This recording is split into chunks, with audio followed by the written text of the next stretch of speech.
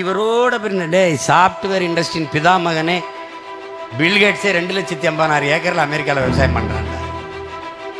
ஏன் 2,80,000 ஏக்கர்ல விவசாயம் பண்றான்? அவனுக்கு தெரியுது சாப்ட்வேர்ல வேலை செய்ய போனாலும் சாப்பிட்டு போய் தான் வேலை செய்யணும். சந்ததியிட்ட ஒப்படைச்சிட்டு போகணும். நீயே வாழ்ந்து தீர்த்து விடுவதற்கு உன்னுடைய சொந்தம் கிடையாது. இது உனக்கானது இல்லை, உன் பிள்ளைகளுக்கானது. என்னென்னமோ சொன்னாங்க, எதை எழுதியோ எழுதித்தான் வச்சாங்க. எல்லாத்தையும் தான் படிச்சீங்க, என்ன பண்ணி கிழிச்சிங்கன்னு கேட்டான். மனித வாழ்க்கைக்கு மண்புல் கூட பயன்படும். கேவடுகட்ட இந்த மதமும் சாதியும் ஒரு மயிருக்கும் பயன்படாது. இப்படி பெற்றதாயின் உறுப்புகளை விற்கிற எந்த மகனையாவது நீ உலகத்துல பார்த்திருக்கியா? இருக்கான். அவன் தான் இந்த அயோக்கிய பய.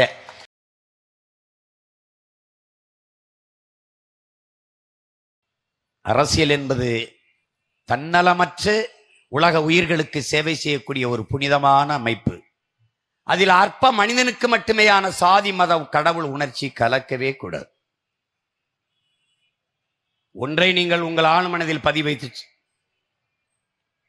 வைத்துக் கொள்ள வேண்டும். சாதி மதம் கடவுளை பற்றி சிந்திப்பவன் ஒருபோதும் மக்களை பற்றி சிந்திக்க மாட்டான். நீ சான்று வேணா எடுத்துக்காட்டு. மக்களை பற்றி சிந்திப்பவனுக்கு சாதி மதம் கடவுளை பற்றி சிந்திக்க நேரமும் இருக்காது, தேவையும் இருக்காது. இறைவனை தரிசிக்கிற அந்த நேரத்தில் ஒரு ஏழை மகனை, ஒரு ஏழை தாயை தரிசித்து அவளுக்கு தேவை எதுவோ அதை நிறைவேற்றுவதே ஆகச் சிறந்த இறைப்பணி என்பதை என்னிலும் இளைய என் தம்பி தங்கைகள் புரிந்து கொள்ள வேண்டும். பசித்தவன் தட்டில் உணவிடுபவன் எவனோ அவன்தான் உலகத்தில் தலை சிறந்த கடவுள். உன் கோயில்ல நெய்வேத்தியம் செய்யணும், பொங்கல் படைக்கணும், பூஜைக்கு தேங்காய் கொடுக்கணும், வாழைப்பழம் கொடுக்கணும், நான் தான் கொடுக்கணும், இவன் தான் கொடுக்கணும். நல்லா கவனிச்சுக்கணும். பூமி நம் தாய் நம் சாமி என்று சொல்வதெல்லாம் வேடிக்கையான சொற்கள் அல்ல என் உடன் பிறந்தார்களே. நாம் பூமி தாயின் பிள்ளைகள். 450 கோடி ஆண்டுகளுக்கு முன்பு சூரியனில் ஏற்பட்ட பெருவெடிப்பில் பிறந்த பிள்ளைகள் தான் இத்தனை கோள்கள். அதில் ஒன்று பூமி. மற்ற கோள்களில் உயிரினங்கள் தோன்ற வாய்ப்பில்லை, காரணம் நீர் இல்லை. சூரியனின் வெடித்து சிதறிய இந்த பூமி நாளடைவில் காலப்போக்கில் மேல்மட்டம் குளிர்ந்து குளிர்ந்து குளிர்ந்து நீர் உண்டாகுது. H2O, hydrogen oxygen. ஹைட்ரஜன் 2 விழுக்காடு, ஆக்சிஜன் 1 விழுக்காடு. நேர்மாறாக ஆக்சிஜன் 2 விழுக்காடு, ஹைட்ரஜன் 1 விழுக்காடுனா தண்ணி இல்லை. இயற்கையின் விதி. நீர் உண்டாகுது. நீரிலே ஒரு செல் உயிரினம் அமீபா உண்டாகுது. அந்த ஒரு செல் உயிரினத்தில் இருந்துதான் உலகில் இவ்வளவு உயிர் பெருக்கம் என்பதை கற்றிருந்த இளம் தலைமுறையினர் நன்கு அறிவீர்கள்.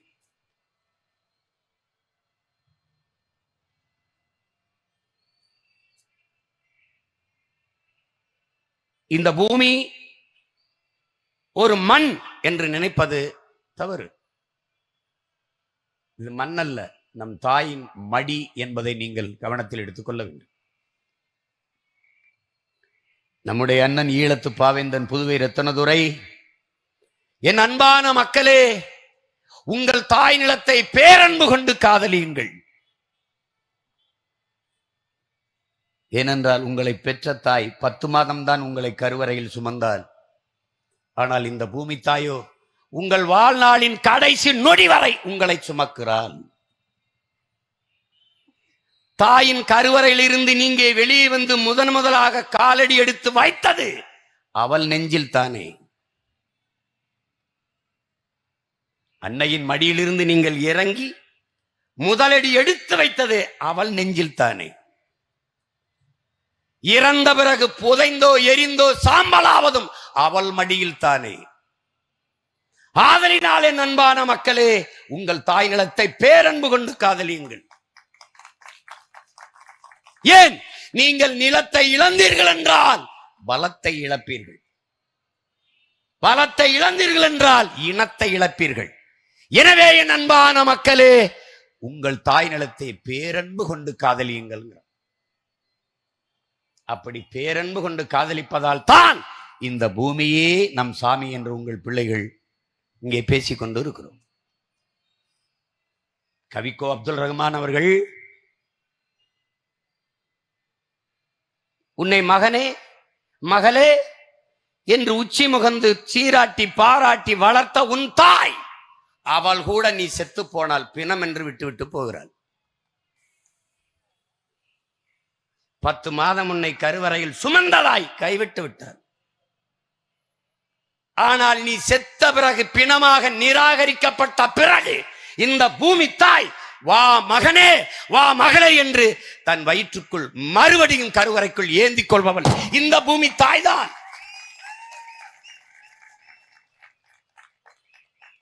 சான்று என் தம்பி என் தாயின் கருவறையில் வந்து எவ்வளவு தூரம் போயிட்டான். ஆனால் இன்று இந்த பூமி தாயின் கருவறையில் மறுபடியும் போய் தஞ்சம் புகுந்து உறங்கிக் கொண்டிருக்கிறார். அதனாலே இந்த பூமியை பேரன்பு கொண்டு நேசியுங்கள்ங்கிறது.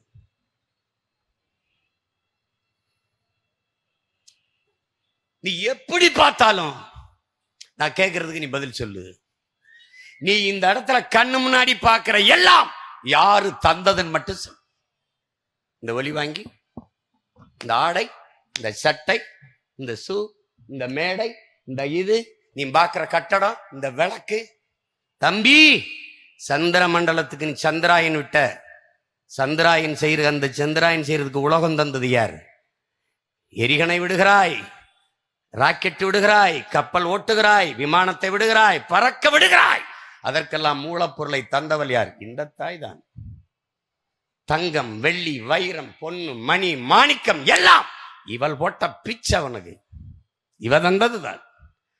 விண்ணை உரசும் இந்த கட்டடங்கள், அதற்கு எல்லா மூலப்பொருளையும் கட்டுற கம்பி, சல்லி, சிமெண்ட், சுண்ணாம்பு, கல்லு எல்லாம் இவ போட்ட பிச்சடா.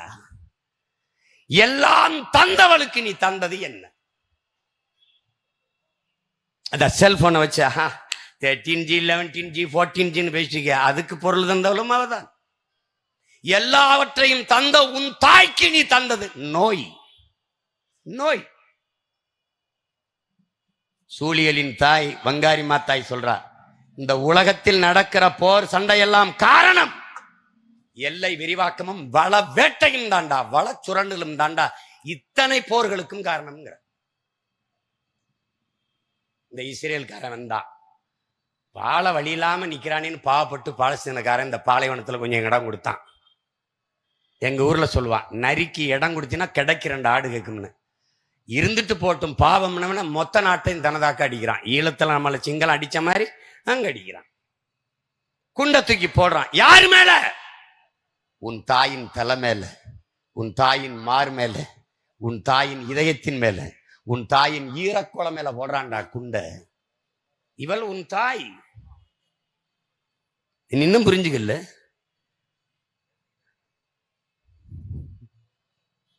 உன்னை பெற்றவள் உன் தாய். அந்த தாயை பெற்றவள் இந்த பூமி தாய் என்பதை நீ மறந்து விடுகிறாய். உன் தாயின் முளைமார்பிலிருந்து பால் போல பூமி தாயின் மலைமார்பிலிருந்து அருவி, அருவியிலிருந்து ஆறு, ஆறிலிருந்து நீர், நீரிலிருந்து சோறு, சோறிலிருந்து வயிறு, வயிறிலிருந்து உயிர், உயிரிலிருந்து வாழ்க்கை.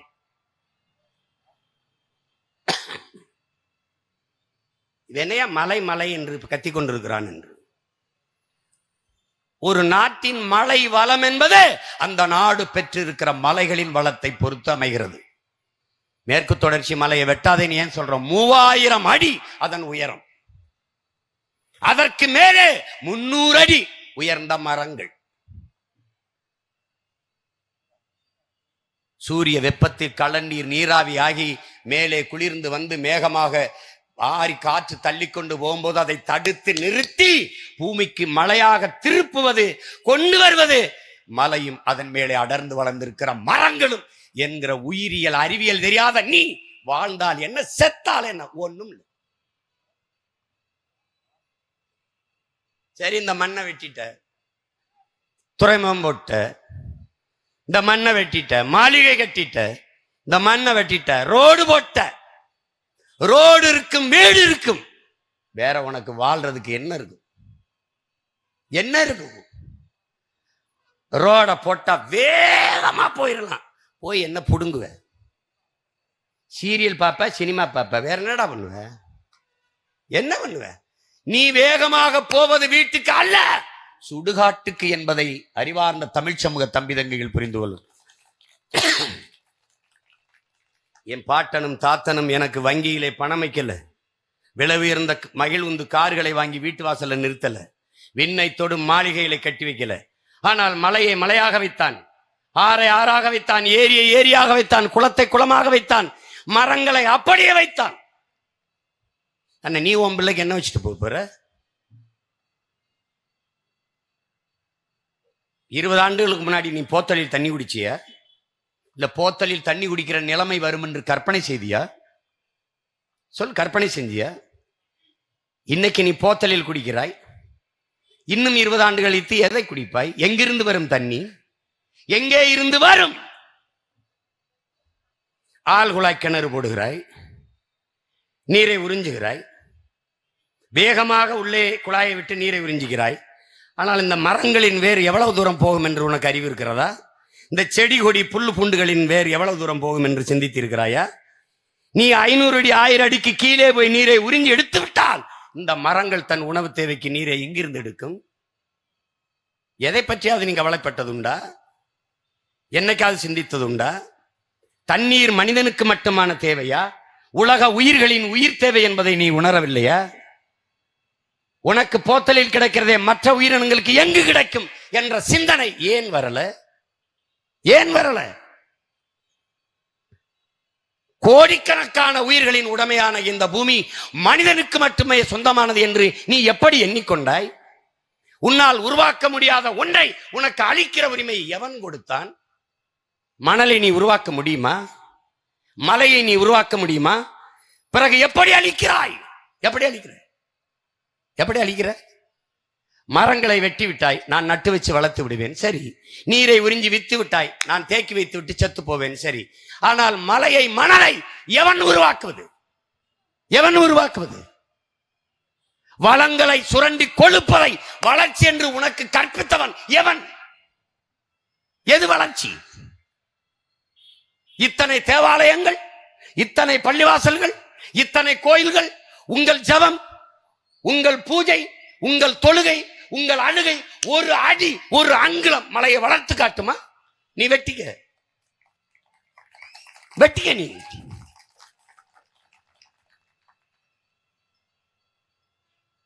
இது விட்டலாச்சாரியார் படமில்லையின் உடன் பிறந்தார்களே, ஒரு மந்திர கோலை வைத்து மலையை வளர்ந்து விடு என்றால் வளர்வதற்கு செத்தாய். மலையற்ற நிலம் பாலை வனம். எந்த உயிரினும் வாழ்வதற்கு வாய்ப்பற்ற நிலமாக உன் தாய் நிலம் மாறிக்கொண்டிருக்கிறது என்பதை நீ எச்சரித்து விழித்துக் கொள்ளவில்லை என்றால் உன்னை காப்பாற்றுவதற்கு எவனும் இல்லை. எத்தனை ராமர் கோயில் திறந்தாலும் நீ சாவது சாவதுதான்.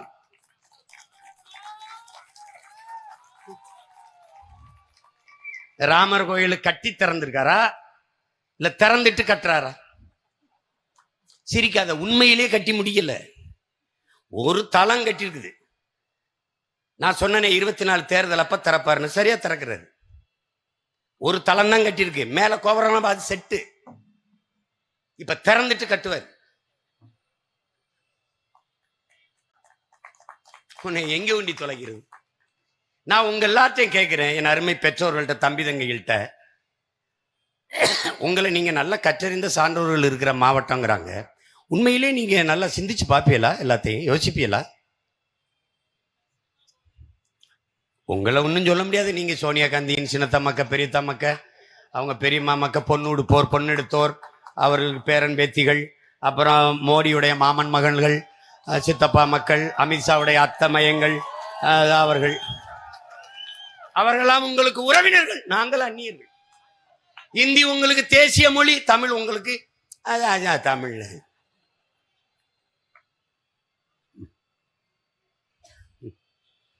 எனக்கு ரொம்ப மன வலிக்கும், தெரியாம இந்த கூட்டத்தில் வந்து பிறந்துட்டியடா சீமா அப்படின்னு.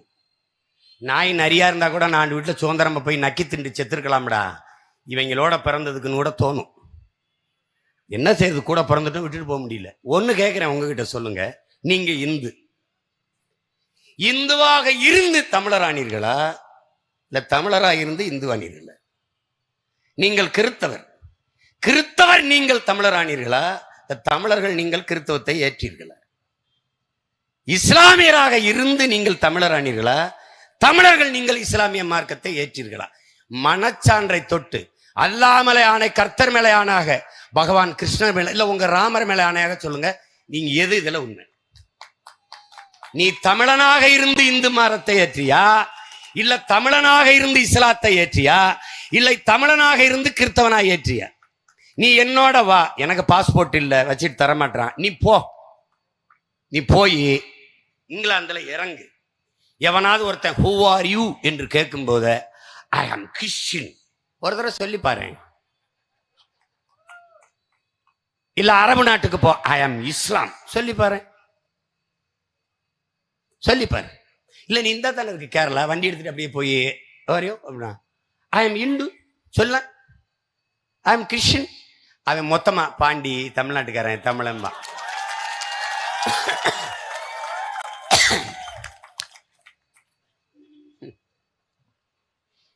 உனக்கு என்னைக்கு இந்த புத்தி வரப்போகுது? இந்த பூனை இருக்குல்ல, பூனை இந்த இவ்வளோண்டு இருக்கும் பூனை, அதுக்கு பாலை காய்ச்சி சூடா வச்சுட்டின்னு வச்சுக்க, பசியில வந்து டக்குன்னு வாய வச்சுக்க. ஒரு தடவை சுற்றுச்சின்னு வச்சுக்க, அதுக்கப்புறம் வாழ்நாளில் வெள்ளையா இருக்கிற எதுக்குமே கிட்ட வராது. ஒரு தடவை சூடுபட்ட பூனைக்கு இருக்கிற அறிவு உனக்கு ஏன் இல்லை? மான தமிழ் மக்களுக்கு ஏன் இல்லாம போயிட்டுது? எத்தனை காலத்துக்கு இதை நம்பி நம்பி ஏமாறுவ சொல்லு? மதமும் வழிபாடுமே வாழ்க்கையா? வாழ்க்கையில் வழிபாடும் ஒன்று, வழிபடுவதே வாழ்க்கை. அப்படி எப்படி இருக்க முடியும்? நீ வழிபடு, வழிபட்டுக்கிட்டே இரு. நம்ம பாட்டனார் பாடுறாரு பாருங்க வள்ளுவர், உளவினார் கைமடங்கின் இல்லை விளைவதும் விட்டேம் என்பார்க்கும் நிலைங்கிறார். மண்ணாசை பொன்னாசை மக்களாசை எதுவுமே வேண்டாம் என்று இந்த பூமியில் இந்த உலகில் பற்றற்று பாசமற்று துறவனம் பூண்டு போன துறவி கூட உழவன் கைமடங்கி படுத்து விட்டால் வாழ முடியாதுங்கிற இந்த நல்ல கவனத்தில் வச்சுக்கணும். தினம் கோயில போய் சாமி கும்பிடுறது, தேங்காய் கொண்டு போறது, வாழைப்பழம் கொண்டு போறது, பூ கொண்டு போறது, கரும்பு கொண்டு போறது, நெய் கொண்டு போறது, அதெல்லாம் எங்க இருந்து வந்ததுப்பா? அதெல்லாம் விளைய வச்சது நான் தான்ப்பா, விவசாயி தான். அப்படி பார்த்தா கடவுளுக்கே படைக்கிற நான் தானே பெரிய கடவுள். அதை நீ யோசிக்கணும்ல.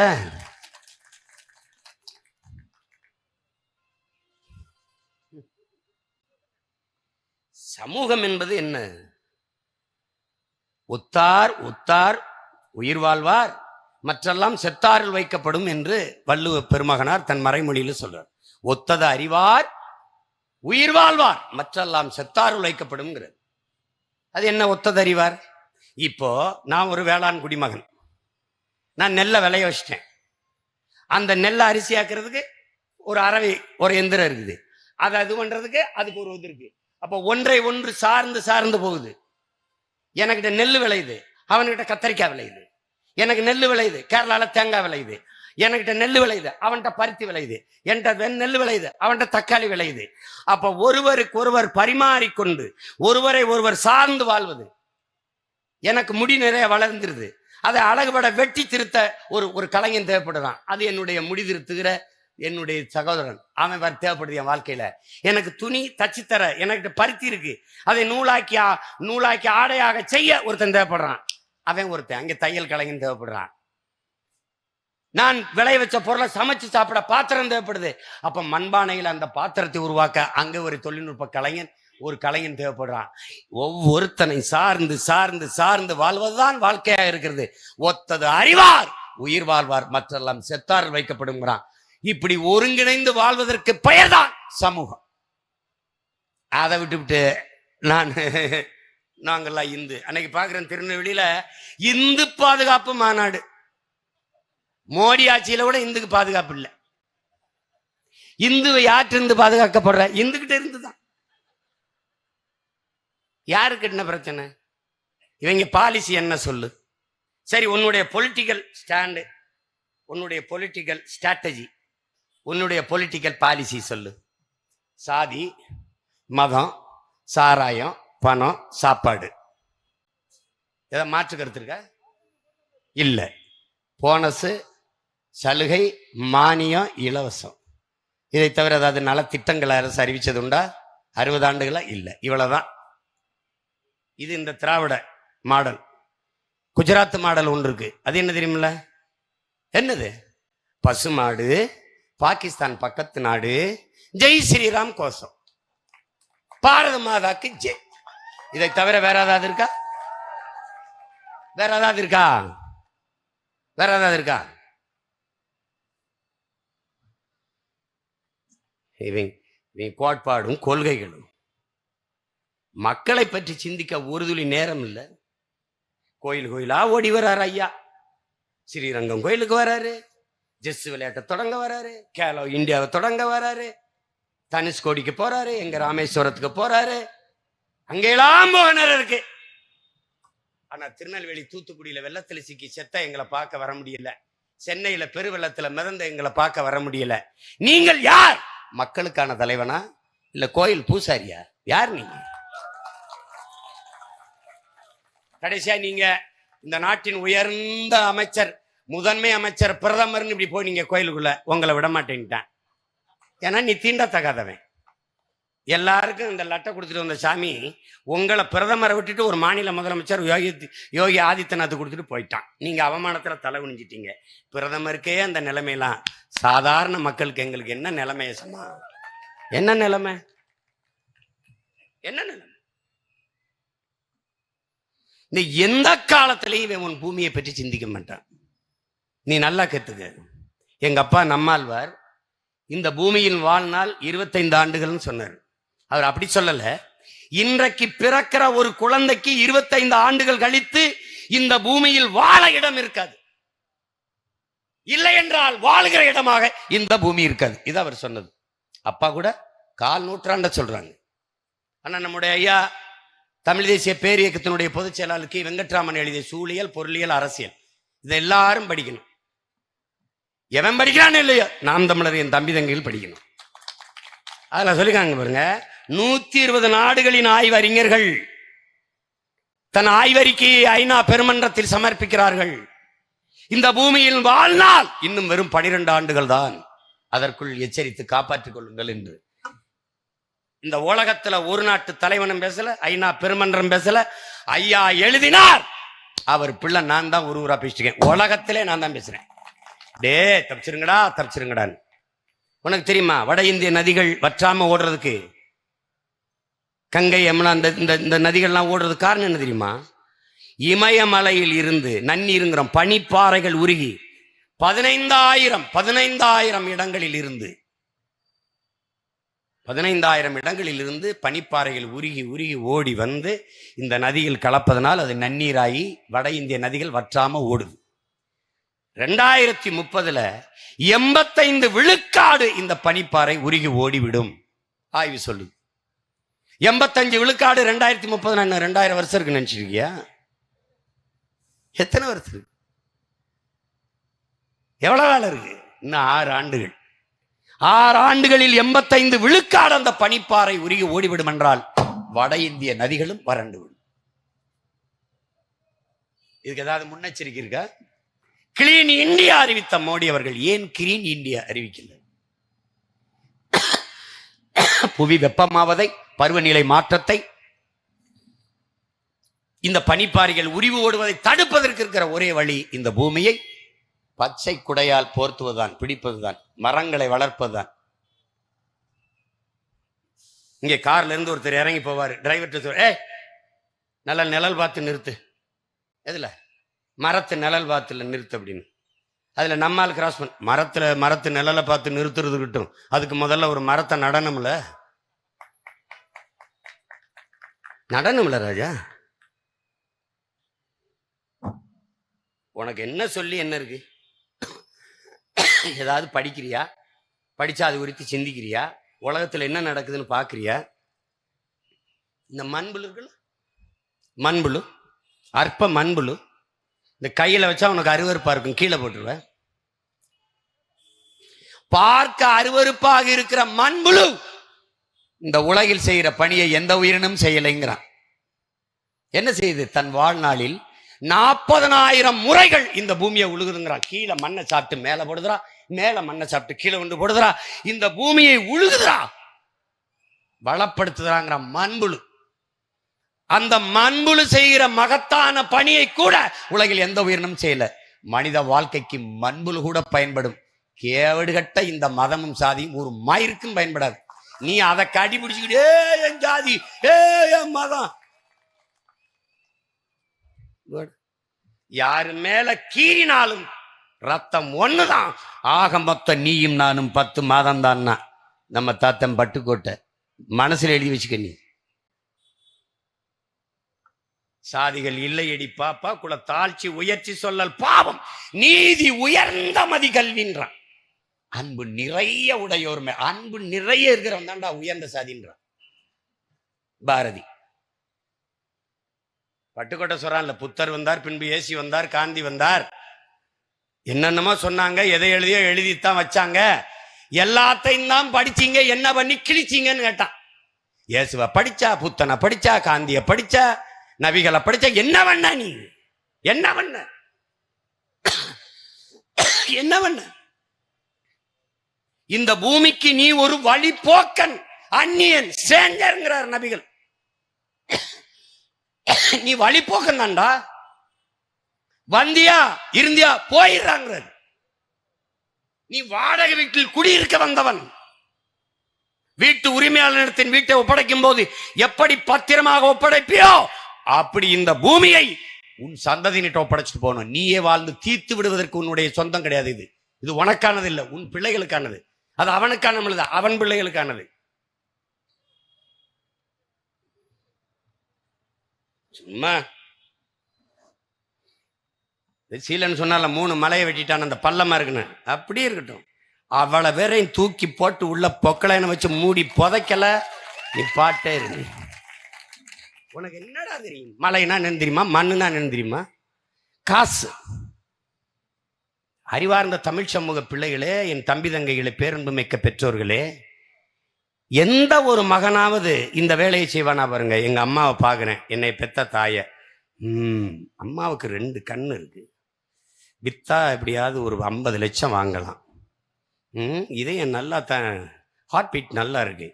இந்த இதயத்தை டொனேஷனுக்கு காத்திருக்கிறான், டொனேட் பண்ண யாராவது. அம்மாவோட இதயத்தை வித்தா 2 கோடி வாங்கலாம். சிறுநீரகம் நல்லா தான் ஃபங்க்ஷன் ஆகுது, இது பழுதாகலை. 2 கிட்னி இருக்கு, 2யுமே விற்கலாம், இல்லை 2ல் 1 வித்தா கூட ஒரு 25 லட்சம் கிடைக்கும். இப்படி பெற்றதாயின் உறுப்புகளை விற்கிற எந்த மகனையாவது நீ உலகத்துல பார்த்திருக்கியா? இருக்கான். அவன் தான் இந்த அயோக்கிய பய. மண்ணள்ளி விற்கிறது, மலையை குடைஞ்சு விற்கிறது, நீரை உறிஞ்சி விற்கிறது. தாயின் மாறில் பால் குடியடா பரதேசி, மாறை எறுத்து ரத்தம் குடிக்கிறியடா கொலகார பயல. உன்னை என்ன பண்ணலாம்? இந்த கொடுமை பாருங்க. அதெல்லாம் யோசிக்க மாட்டான். இவர்கள் என்னிட்ட சொல்றாங்க, எங்க அப்பா சொல்லிட்டு போயிட்டாங்க, இனி பருவமழை என்பதே கிடையாது, புயல் மழை பெருமழை 2 தான் அடியும். அது எப்ப பெய்யும்னு தெரியாது. கார்த்திகை மாதத்துல அக்டோபர் நவம்பர்ல பெய்யுற மழை திடீர்னு ஜனவரியில பெய்யுது. கோடையில மழை வராதுன்னா கோடையில பெருமழையா பெஞ்சு விடுது. காரணம் பருவநிலை மாறிடுச்சு சொல்லுவான். பருவநிலை மாற்றத்தால், பருவநிலை மாறிச்சா நீ மாத்தினியா? மாறிச்சா நீ மாத்தினியாடா யோக்கியப்பல. இந்த குண்டு வெடிக்குமா கடல்ல போடு, இந்த குண்டு வெடிக்குமா பாலைவனத்துல போடு, இந்த குண்டு வெடிக்குமா மலை மேல போடு. நீங்க நல்லா கவனிங்க. இந்த பாலித்தீன் நெகிழி இருக்குல்ல, இந்த நெகிழி, குலைமம், இந்த பிளாஸ்டிக், இது மாதிரி உலகத்துல நஞ்சு எதுவுமே இல்லை, தெரிஞ்சே அனுமதிக்கிறான். அது தடை செய்ய முடியாதா? அதுக்கு மாற்று இல்லையா? இருக்கு. இப்ப என் தம்பி எல்லாம் சொன்னாங்கல்ல, கேரள கழிவுகள் எல்லாம் கொற்ற குப்பை மேடாக நம் நாடு மாறிக்கிட்டு இருக்குன்னு. முதலமைச்சருக்கு தெரியுமா தெரியாதா? தெரியும். அதை பத்தி கவலைப்பட மாட்டான். ஏன்னா அவன் தாய் நிலம் இல்லை, இது அவன் கவலைப்பட மாட்டான். என் மொழி செத்து போச்சு, அதை பத்தி கவலை கிடையாது. இந்த நாகர்கோயில்ங்க, இந்த நாகர்கோயில், நீ நல்ல தமிழ் மகன் தானப்போ, நம்ம தமிழ்ல இருக்கு. நாகர்கோயில் என்ன மொழியில் இருக்கு? என்ன மொழியில் இருக்கு? நாகர்கோயில்னு எழுதியிருக்கு. என்ன எழுத்துல எழுதியிருக்கு? தமிழ்ல. நம்ம நாகர்கோயில் NA இப்படி அது ஆங்கில எழுத்துல இருக்கு, உச்சரிப்பு தமிழ்ல இருக்கு. நம்ம எதுக்கு தமிழ்ல இருக்கு? சும்மா நம்ம ஜஸ், நம்ம சதுரங்கம் கிடையாது. எப்படி நம்ம ஸ்கூல்? ஏன் நம்ம பள்ளிக்கூடம் இல்ல? இல்ல. அவனுக்கு என் தாயின் மரணத்தை பற்றி என்ன வழி இருக்க முடியும்? என்ன கவலை இருக்க முடியும்? பூமி நாசமாவதை பத்தி அவனுக்கு என்ன பிரச்சனை? ஆந்திராவில் மலையை வெட்ட தடை, கேரளாவில் மலையை வெட்ட தடை, கர்நாடகாவில் மணநெல்ல மலையை வெட்ட தடை. என் மண்ணில் தடை இல்லாத வெட்டிக்க எவ்வளவு வேணாலும் வெட்டிக்க. நீதிமன்றத்தில் ஒரு வழக்கை திராவிட முன்னேற்ற கழகத்தை சார்ந்த பெருமக்கள் தொடுக்கிறார்கள், மதுரை உயர்நீதிமன்றத்தில். அதுல என்ன மனு என்றால், கேரளாவில் மலையை வெட்டுவதற்கு, மணலாக ஆக்குவதற்கு தடை இருப்பதால், நல்ல இந்த வார்த்தையை கவனிக்கணும், ஸ்பெஷல் மென்ஷன் அதுல இருக்குது, சிறப்பு குறிப்பீடு. எப்படி? கேரளாவில் மலையை வெட்டுவதற்கு தடை இருப்பதால் அங்கு அரசு மற்றும் தனியார் கட்டுமான தொழில் பாதிக்கப்படுவதால் கன்னியாகுமரி மலைகளை வெட்டி எடுத்து செல்வதற்கு எங்களுக்கு அனுமதி வேண்டும்.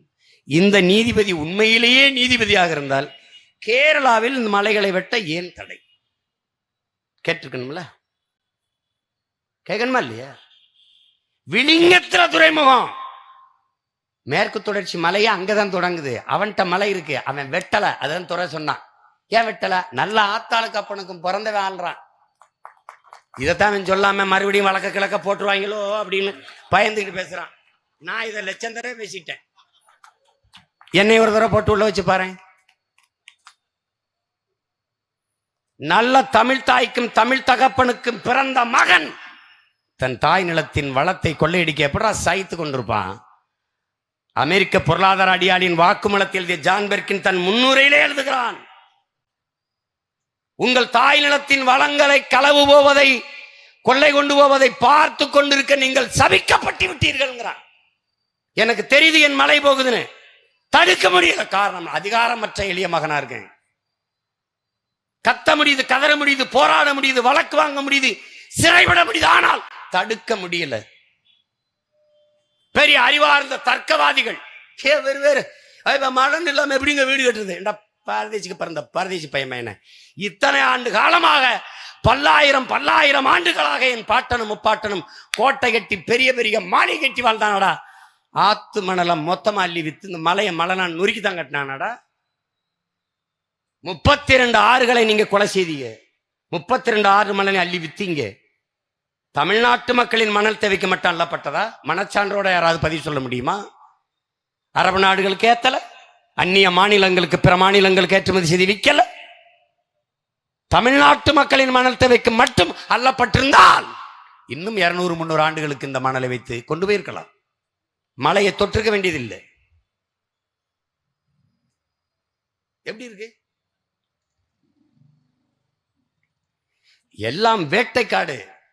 அதத்தான் கிளாடு பூரிங்க சொல்றான், பிரான்ஸ் மண்ணியல் ஆய்வறிஞன். ஆதியில் நாம் பசிக்கு வேட்டையாடுகிற போது நம் பூமி தாய் கன்னிகளியாமல் கற்போடு இருந்தால் கிழங்குகளை உண்டோம், காய்கனிகளை உண்டோம், விலங்குகளை வேட்டையாடி உண்டோம். அப்போது நதி நதியாக இருந்தது, ஆறு ஆறாக இருந்தது, மலை மலையாக இருந்தது, அருவி அருவியாக இருந்தது, எல்லாம் அப்படி இருந்தது. நம் பூமி தாய் கன்னிகளியாமல் கற்போடு இருந்தால். ஆனால் இவர்கள் பண வேட்டையாட தொடங்கிய போது நம் தாய் கற்பழிக்கப்பட்டு விட்டான். 18 வயதிலே பாட்டியாகி விட்டாளுங்கிறான். அதான் நடந்துருச்சு. இத்தனை பேர் கற்றறிந்தவர்கள் இருக்கிறீங்க, சாலையில போறீங்க, எவ்வளவு பாரவுந்துகள் நம் மணலை கொண்டு போகுது, மலையை கொண்டு போகுது, அது கவனிக்கல. தூசி பறந்து உங்க கண்ணுல படுறது காரணம் என்ன? என்னை கவனி, என்னை கவனிடா, என்னை வெட்டி கொண்டு வர. ஆத்து மணலை அள்ளி கொண்டு போகும்போது அருமை தம்பி தங்கைகளே, சொட்டு சொட்டாக தண்ணீர் வடித்து கொண்டே போகும். ஒரு லாரியில் 2000 லிட்டர் தண்ணீர் அதுக்குள்ள இருக்குங்கிறான். ஒரு லாரியில ஈரத்தோட மண் அள்ளி போகும்போது அது சொட்டு சொட்டா விழுவது மண்ணில். லாரி மண்ணை தண்ணீர் இல்ல, நம் தாய் நிலத்தின் கண்ணீர். அவ அழுகிறா, என் அருமை பிள்ளைகளே, என்னை களவு கொண்டு போறார்களே, எதிர்காலத்தில் குடிக்க நீருக்கு தண்ணிக்கு என்ன செய்வீர்கள் என்று அவள் வருந்தி வடித்த கண்ணீர் தான் அது. ஒருத்தனுக்கும் அதை பற்றி புரிதலும் இல்லை, அக்கறையும் இல்லை. 32 ஆறும் செத்துருச்சு.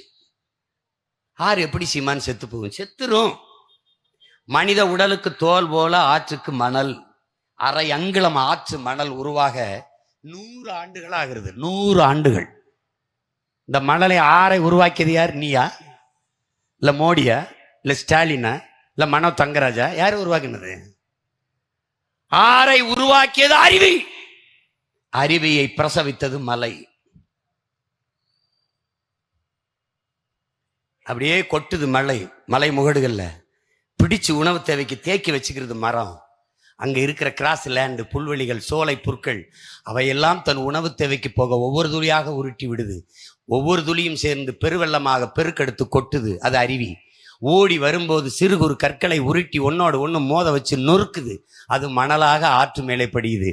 ஏரியை நீ வெட்டினாய், குளத்தை நீ வெட்டினாய், கம்மாயை நீ வெட்டினாய், கிணறை நீ வெட்டினாய், ஏந்தலை நீ வெட்டினாய், தாங்களை நீ வெட்டினாய், கரணையை நீ வெட்டினாய். ஆனால் ஆறை நீ உருவாக்கவில்லை, அருவி உருவாக்கியது. அது இயற்கையின் அருங்கொடை. அந்த ஆற்று மேலே மண் படியுது. அது மனித உடலுக்கு தோல். உலகத்தின் தலை சிறந்த நீர் வடிகட்டி, நீர் தேக்கி மணல். நீர் வடிகட்டி போ, கன்னியாகுமரியில கடல் இருக்கு, போ, அண்ணன் சொன்னேன்னு கடல் தண்ணி எடுத்து குடி, உப்பு கைக்கும். 2 அடி இப்படி வா, 2 அடி பின்னுக்கு வா, அந்த மண்ணை தோண்டு, தண்ணீருக்கு எடுத்து குடி, உப்பு கச்சா என்னை அங்கிருந்து செருப்பால் அடி. ஏன்? மணல் வடிகட்டிச்சுரா. உலகத்தின் தலை சிறந்த நீர் வடிகட்டியடா மணல். நீ அந்த மணலை அள்ளி வித்துட்ட. ஆறு செத்துருச்சு. என் உடலில் தோலை சீச்சிட்டு எடுத்துட்டீன்னா, அப்படி செதுக்கி எடுத்துட்டீங்கன்னா, காற்றில் மிதந்து வர்ற நோய் தொற்றிகள் தொட்டி நான் ஒரு நாள் 1/2 மணி நேரத்தில் செத்து போவேன். அது மாதிரி ஆறு செத்துருச்சு. ஆறு செத்துருச்சுன்னு எப்படி சொல்ற சீமான்? ஆற்று கரையிலே இருக்கிற பனை, தென்னை, பாக்கு மரம் எல்லாம் செத்து விழுகுது. அப்ப ஆறு செத்துருச்சு. எவ்வளவு பெரிய ஆபத்தில் நீ நின்றுகிட்டு இருக்க. பூமின்னு 2 வார்த்தையில சொல்றது இல்லை, 2 எழுத்துல சொல்றது இல்லை. அது ஒற்றை வார்த்தை கிடையாது. உலக உயிர்களின் தாய் பூமி. அந்த பூமியை காப்பாற்ற வேண்டிய பொறுப்பும் கடமையும் ஒவ்வொரு மகனுக்கும் கையளிக்கப்பட்டிருக்குது. உன் சாமியவே தாங்கி நிற்பது இந்த பூமிதான் என்பதை நீ புரிந்து கொள்ளணும். நீ வணங்குகிற தெய்வங்கள், ராமருக்கு சிலை செஞ்சிருப்பாங்கல்ல, எதுல செஞ்சிருப்பாங்க? ஒருவேளை தங்கத்துல செஞ்சிருக்கலாம். தங்கத்தை தந்தவது யார்? வெள்ளி கிரீடம், அதை தந்தவள் யார்? தங்க வேல், அதை தந்தவர் யார்? கற்களில் சிலை, கற்களை தந்தவள் யார்? தந்தவள் யார்? உன் கடவுளையே பிரசவித்தவள் இந்த பூமி என்பதை நீ மறந்து விடாமல் இருக்க வேண்டும். அதுதான் இந்த இந்த இந்த இந்த இது இதுக்கு இது அதுதான் நீ இந்த பூமி தாய்க்கு சேர நன்றி கடன். வேற ஒண்ணுமே கிடையாது. நீ ஒண்ணுமே செய்யணும்டா. ஒன்றா ஒரு மரக்கண்டை நட்டு வளர்த்துறா. நீ பூமியில பிறந்ததுக்கான பயனை செஞ்சுட்டடா. அந்த பூமி தாய்க்கு நீ செய்ய வேண்டிய, ஒரு வேளை என்ன பெத்த தாய்க்கு சோறு போட்டங்கன்னு சொல்லுவீல்ல, அப்படி ஒரு மரக்கண்டை நட்டு வளர்த்துறா. அவ்வளவுதான்டா நீ செய்ய வேண்டியது. அவ்வளவுதான். ஆண்களும் தாயாகலாம். என்ன வழி? ஒரு மரக்கண்டை நட்டு வளர்த்தால் ஆண்களும் தாயாகலாம்ங்கிற. போடா, உன் பிள்ளைக்கு பேர் வைக்கிற மாதிரி, மாட்டுக்கு பேர் வைக்கிற, கருப்பா வாடா, செவலை வாடா, மயில வாடா அப்படின்னு பேர் வைக்கிற மாதிரி, நாய்க்குட்டிக்கு ஜிம்மி பம்மினி என்னத்தையும் வச்சு கூப்பிடலடா. அது மாதிரி மரத்துக்கு பேர் வைடா. உன் தாத்தா பேரை வைடா, கருப்பையா, செல்லச்சாமி, எதை பேரை வச்சு பேசு, அவனோட பேசு.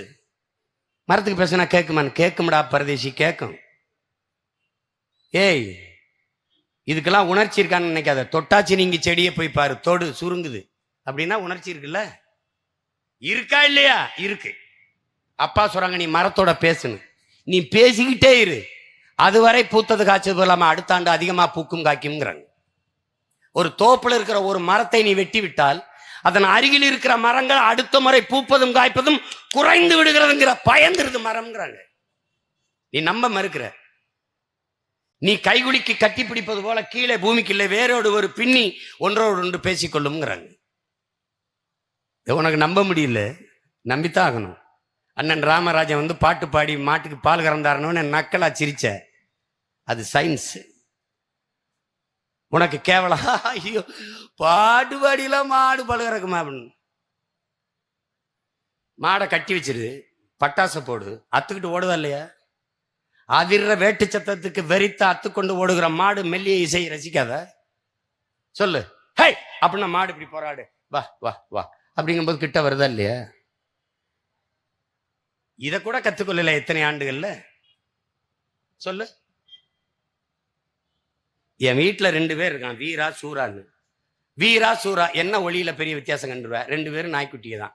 வீரானா வீரா வருவான், சூரானா சூரா வருவான். எப்படி அவனுக்கு சின்ன ஒளி அளவுல என் பேரு வீரா, என் பேரு சூரா, இது அப்பா அப்படி கூப்பிடுறாரு, அம்மா கூப்பிடுறா, எப்படி தெரியுது?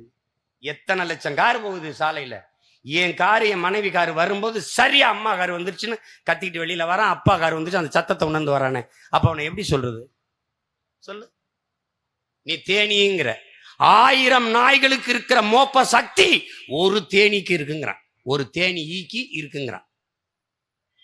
நீ எதையும் கற்கிறது இல்லை, எதையும் படிக்கிறது இல்லை. இந்த பூச்சிக்கொல்லி மருந்தை போட்டு பூச்சியை கொல்லுமா? நான் எங்க அப்பாட்ட கேட்டேன், அப்பா பூச்சியை கொல்லும். எதுக்குப்பா பூச்சியை கொல்லணும்? ஒரு பூச்சி தேன் தருது, ஒரு பூச்சி அரக்கு தருது, ஒரு பூச்சி பட்டு நூல் தருது, பல பூச்சிகள் மகரந்த சேர்க்கைக்கு உதவுது. பூச்சி இல்லைன்னா எந்த செடியும் பூக்கும் காய்க்காதில்ல. மகரந்த சேர்க்கை, இந்த செடியில் இந்த வண்ணத்து பூச்சி, இந்த வண்டு, இந்த பூச்சி போய் தன் உணவை உண்ணும் போது ரெக்கையில மகரந்தத்தை, மூக்குல மகரந்தத்தை ஒட்டிட்டு போய் இன்னொரு செடியில் உட்காரும்போது இந்த மகரந்தத்தை கடத்தும் போது சூழ் கொண்டு கரு கொண்டு பூக்குது, காய்க்குது, காயாகுது, கனியாகுது. அப்புறம் இந்த பூச்சி செத்துருச்சுன்னா எப்படி?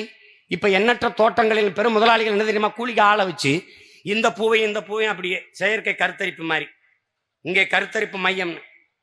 அன்னைக்கு குழந்தை வருகிற ஆற்றல் இருந்துச்சு 4 நூற்றாண்டுக்கு முன்னாடி.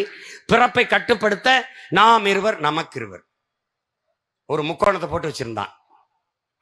கொஞ்ச நாள் போச்சு, நாம் இருவர் நமக்கு ஒருவர், எல்லா பேருந்துலை.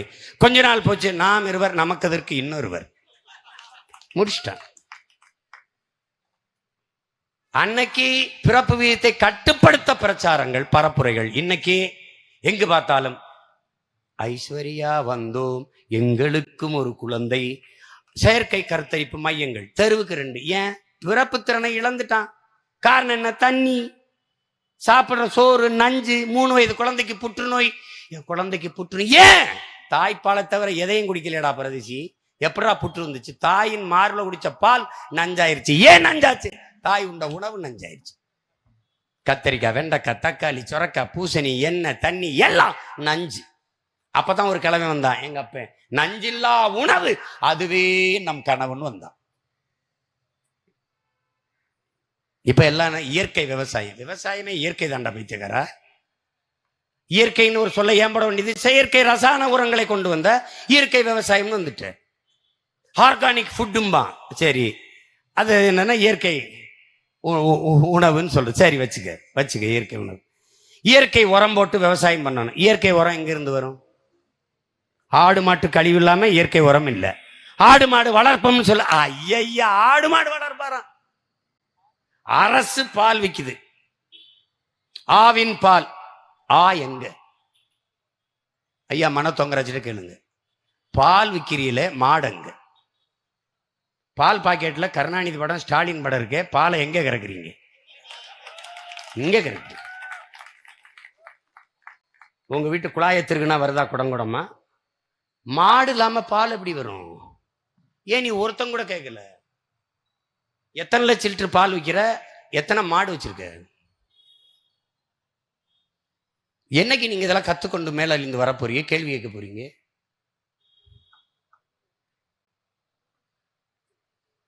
அதனால நீ உன்னை நல்லா தெரிஞ்சுக்கணும்.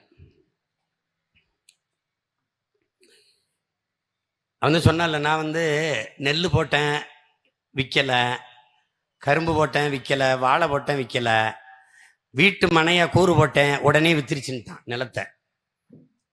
நெல் விளைஞ்ச இடங்கள்லாம் கல் விளைஞ்சிருக்கு. நீ விளைநிலங்களை எல்லாம் வீட்டு மனைகள் ஆக்கிட்டு போகும்போது உணவுக்கு என்ன செய்வாங்கிற கேள்வியை நீ மறந்துடுற. நீ சந்திர மண்டலத்துக்கு சந்திராயனை அனுப்பினாலும் விஞ்ஞானி சந்திர மண்டலத்துக்கு சந்திராயனை அனுப்பலாம். ஆனா விஞ்ஞானிக்கு சோறு விவசாயி தான் அனுப்பணும். அதை நல்லா கவனத்தில் வச்சுக்கணும்.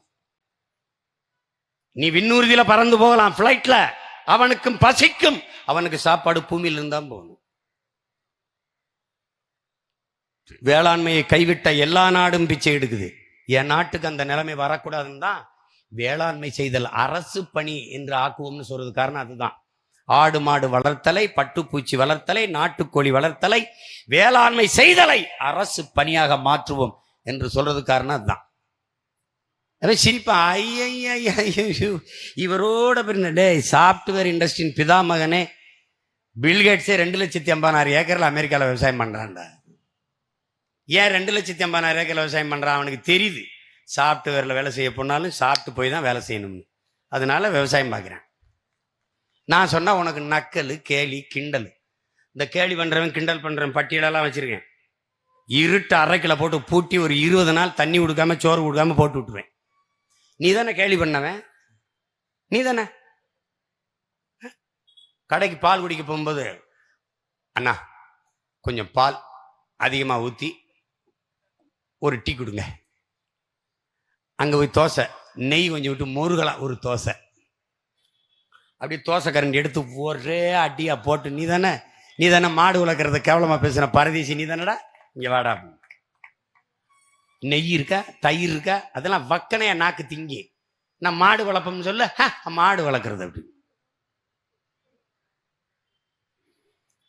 பூமியை காப்பாற்றுவதை தவிர வழி கிடையாது.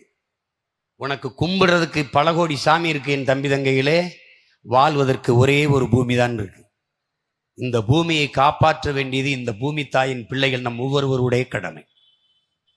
அதை கவனத்தில் வச்சுட்டு வேலை செய்யணும். வேற யாரும் இவ்வளவு அக்கறையோடு இதை சொல்லிக் கொடுக்க மாட்டார்கள். ஓட்டுக்காக நிற்கிறவன் இதை பேச மாட்டான். தான் பிறந்த நாட்டுக்காகவும் தன் மக்களுக்காகவும் நிற்கிற ஒரு மகனால தான் இதை பேச முடியும். நீ ஓட்டு போடுவதும் போடாதும் உன் விருப்பம். இந்த அரசியலை நீ புரிந்து கொள்ளாமல் எனக்கு ஓட்டு போட்டு ஒரு பயனும் இல்லை, ஒரு பயனும் இல்லை. நீ மறுபடியும் உன் மதத்தை காப்பாற்ற காங்கிரஸுக்கே போடு. உங்க சின்னம்மா கோவிச்சாலும் கோவிச்சுக்கும், உங்க சின்னம்மா மகன் ராகுல் காந்தி கோவிச்சாலும் கோவிச்சுப்பாரு. உனக்கு மான ரோசம் ஏண்டா? இத்தனை மீனவர் செத்துருக்கான், ஒருத்தன் இளவுக்கு ஆளாதவனுக்கு எப்படா ஓட்டு போடுற? ஓ வீட்டு இளவுக்கு வராதவனுக்கு என்ன மாயத்துக்கடா நீ ஓட்டு போடுற? மானம்னு ஒண்ணு இருக்கா இல்லையா? இருக்கா இல்லையா? கச்சத்தீவு நமக்கென்று வைத்தால் கடல் எல்லை அதிகம், கச்சத்தீவு அவனுக்கு என்று கொடுத்தால் கடல் எல்லை அவனுக்கு அதிகம். யாரை கேட்டு கொடுத்த? ஏன் திருப்பி எடுக்கல? ஏன் எடுக்கல? என் படகு என்ன விலை? நானே வாங்கினா 10 பேர் சேர்ந்து வாங்கினோம், வங்கியில கடன் வாங்கினோம், 10 லட்சம் 20 லட்சம் மட்டும் படகு. ஒரே நாள்ல பறிச்சு சிங்களநாதன் தனி அவ அரசுடைமை ஆக்கிக்கிறான், என் வலையை பிரிக்கிறான், கிழிக்கிறான், என்னை அடிக்கிறான், சிறையில் தூக்கி போடுறான். கேட்க துப்பு இல்ல? சொந்த நாட்டு மீனவனை ஒரு இன்னொரு நாடு கைது பண்ணி சிறைப்படுத்தி படகை சொந்தமாக்கி கொள்ளுகிற போது தடுக்க துப்புல்லாதவனுக்கு எதுக்குடா நீ ஓட்டு போடுற? அவனுக்கு போர் பயிற்சி, அவனுக்கு போர் கப்பல் பரிசு. என் நாட்டு மீனவனை கொள்றவனுக்கு நான் போர் பயிற்சி கொடுப்பனா? சொல்லு. ஆயுத பயிற்சி கொடுப்பனா? என் நாட்டு என் மீனவனின் படகை பறித்து வைத்து ஏலம் போடுகிற அரசிற்கு போர் கப்பல் பரிசு கொடுப்பனா? ஏன் உனக்கு நாதி கிடையாது கேட்க? நான் தமிழ்நாட்டின் முதலமைச்சர், சீஃப் மினிஸ்டர் ஆஃப் தமிழ்நாடு, கொடுத்து பாராணி ஆயுத பயிற்சி கொடுத்துறா கப்பலை பாக்குறேன். நான் கொடுத்துரு பாப்போம். ஒரே தீர்மானத்தில் இந்தியாவை திரும்பி பார்க்க வச்சிருவேன். கச்சத்தீவை திருப்பி எடு போடுவேன். மாநில அரசு போடுகிற தீர்மானங்கள் சட்டங்களை எல்லாம் நாங்கள் மதிக்க தேவையில்லை. இங்கிருந்து பிறகு மத்திய அரசு போடுற சட்டத்தை நான் என்ன மைத்துக்கு மதிக்க வேண்டும்? இங்கிருந்து ஒரு தீர்மானம் அங்க போடுவேன். எப்படி? நீ மயிருன்னா கெட்ட வார்த்தை நினைச்சிட்டு திர, அவ்வளவு கெட்டதுன்னா போய் எல்லாம் மொட்டையடிச்சு திரிய வேண்டியதாடா. எதுக்கு வளர்த்து வளர்த்து எண்ணெய் தேய்ச்சி சீவி திரியிற? மயிருங்கிறது தூய தமிழ் வார்த்தைடா. தலையில் இழிந்த மயிரனைய மாந்தர் நிலைந்த நிலையில் இந்த கடைன்னு திருவள்ளுவர் நம் தன் மறைமொழியில் பொதிக்கிறார். இவருக்கு கேசம்னு சொல்லணும், இல்லைன்னா சிகைன்னு சொல்லணும், இல்லைன்னா முடின்னு சொல்லணும். மயிருன்னு சொன்னா அது கெட்ட வார்த்தை பேசிட்டாரு. போடா பிக்காளி. கைன்னா கெட்ட வார்த்தை அவர் கரம்னு சொல்லணும், கழுத்துனா கெட்ட வார்த்தை சிரம்னு சொல்லணும். சோறுங்கிறது கேவலம், சாதம் இல்ல ரைஸ். கொஞ்ச நாள் இப்படியே பேசிட்டு திரி, விரட்டி விரட்டி வெளுக்கிறதுக்கு ஒரு கூட்டத்தை உருவாக்குறேன் பாரு. ரைஸாடா. நான் படப்பிடிப்பில் படம் எடுத்துக்கிட்டு இருக்கும்போது புதுசாக நடிக்க வந்துடுவான் எவனாவது ஒரு தொழில்நுட்ப கலைஞர் வந்துடுவான். எங்கள் ஆளுங்கெல்லாம் நல்லா பயிற்சி எடுத்துட்டாங்க. அண்ணா கொஞ்சம் ரைஸ் கொடுங்கண்ணே அப்படின்னா அவர் எல்லாருக்கும் சாப்பாடு வச்சுட்டு போகிறவன் அவனுக்கு வைக்க மாட்டார், போயிடுவார். அண்ணே அண்ணே ரைஸ்ண்ணே sir please sir rice sir, திரும்பியே பார்க்க மாட்டார். பக்கத்தில் கொஞ்சம் எவ்வளவு நேரம் நீ ரைஸ்ன்னு கேட்டாலும் போட மாட்டான். அண்ணே சோறு தாங்கன்னு சொல்லி போடுவான். அண்ணே கொஞ்சம் சோறு கொடுங்கண்ணே, சாப்பாடு கொடுங்கண்ணே. என்னன்னு மாறும் தம்பி. சீமான்னு ஒரு சிறிய மகன் வருகிற வரைக்கும் நேரலை இல்லை தம்பி, தொலைக்காட்சியில எல்லாம் லைவ் தான். சீமான்னு ஒருத்தன் வர்ற வரைக்கும் பிரச்சாரம் தான் தம்பி, பரப்புரை கிடையாது. சீமான்னு வர்ற வரைக்கும் சந்தோஷம் தான், மகிழ்ச்சி கிடையாது. சீமான் வர்ற வரைக்கும் எல்லாம் சூப்பர் வெரி குட் தான். இப்பதான் சிறப்பு. எல்லாரும் சொல்றான் சிறப்பு மகிழ்ச்சி அப்படின்னு. ஒவ்வொரு சொல்லாக மாத்துவோம்.